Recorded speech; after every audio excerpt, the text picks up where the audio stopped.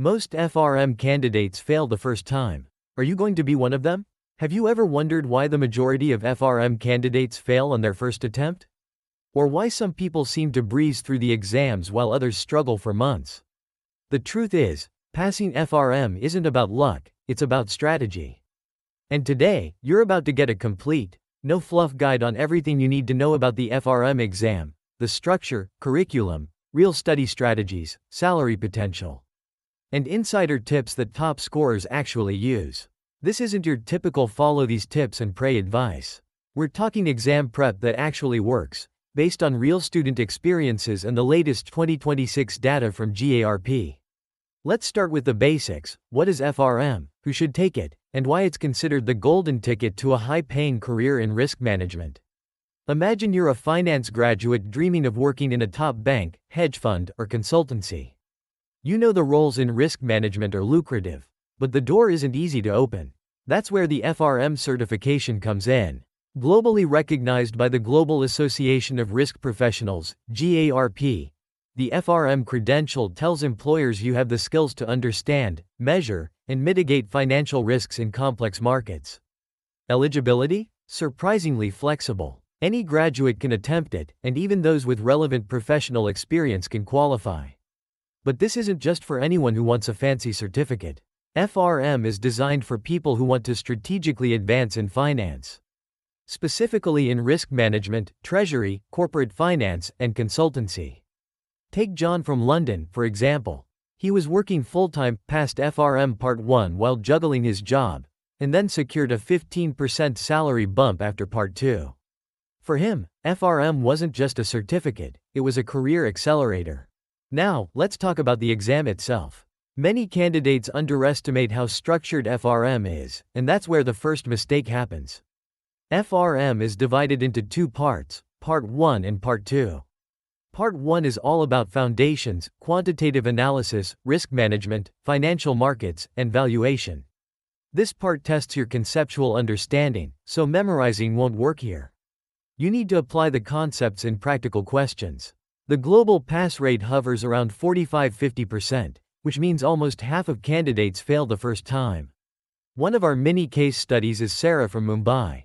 She spent months reading theory but ignored practice exams, and ended up failing Part 1 by just 2 marks. When she shifted her strategy to mock exams and concept-based practice, she cleared it on her second attempt with a solid score.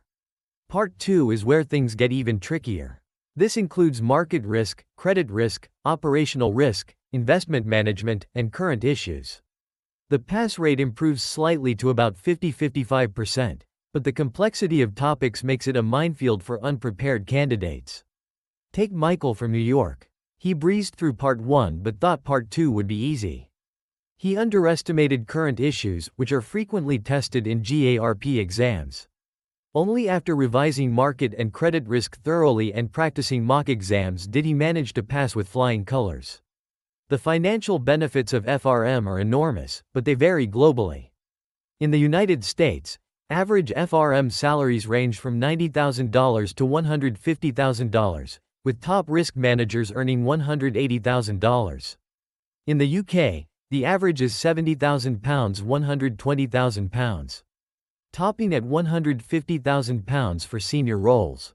In India, average salaries for FRM certified professionals range from 12 rupees 25 L, with top positions exceeding 40 rupees L. Consider two candidates, Priya in Mumbai and David in NYC. Both earned the FRM certificate. Priya leveraged it to move into a senior risk analyst role in a leading bank, boosting her salary by 70%, while David, with similar experience, secured a position as a credit risk manager in a top U.S. hedge fund, achieving a comparable global standard of recognition and pay. So how hard is FRM? Truthfully, it's challenging, but entirely manageable with the right plan. Many students make the mistake of spending months reading theory without structured preparation. Here's the real roadmap that top scorers follow. Part 1 Prep, 3–4 months. Months 1–2, focus on quantitative analysis and risk management basics. Master these thoroughly because they form the foundation for all other topics. Month 3, cover financial markets and valuation. Integrate case studies and practice questions to ensure you understand application, not just theory. Month 4, Mock Exams and Final Revisions. Track your weak areas weekly and use spaced repetition to strengthen them. Part 2 Prep, 4 months.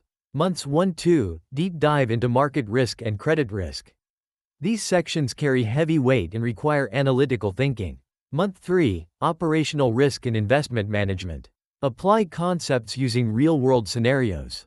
Month 4, Mock Exams and Current Issues. Focus on trending financial news and regulatory updates, because these often appear in questions. Avoid the common pitfalls, memorizing without understanding, ignoring mock exams, and procrastination. One of our candidates, Ahmed, ignored mock exams in Part 1, spending 3 months on books alone. He failed by a narrow margin.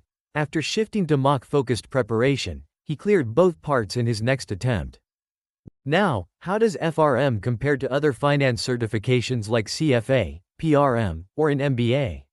Here's the blunt truth. If your goal is risk-focused finance, FRM is the most direct route. CFA is broader, focusing on investment analysis and portfolio management, which is excellent for asset management or equity research careers. PRM offers similar risk management content but is less recognized globally. An MBA gives leadership and managerial skills, but doesn't offer the technical edge in risk management that FRM provides. Salary, difficulty, and career paths vary too. FRM certified professionals often see faster salary growth in risk roles because employers value the certification's rigor and credibility. The exam's difficulty is substantial, but so is the return on investment. This is why FRM remains a top choice for serious finance professionals who want to maximize both expertise and earning potential. Whether you're sitting for Part 1 or Part 2, the principles remain the same: understand the concepts. Practice relentlessly, track your weaknesses, and follow a structured plan. If you implement even 70% of these strategies, your chances of clearing FRM on the first attempt skyrocket. Many of our students have done it, from New York to Mumbai, from London to Singapore. The only difference between those who pass and those who struggle is preparation with precision. So, take a moment, reflect on your plan, and ask yourself, are you ready to go beyond luck and actually execute a strategy that works? Your FRM journey starts here. And it starts right now.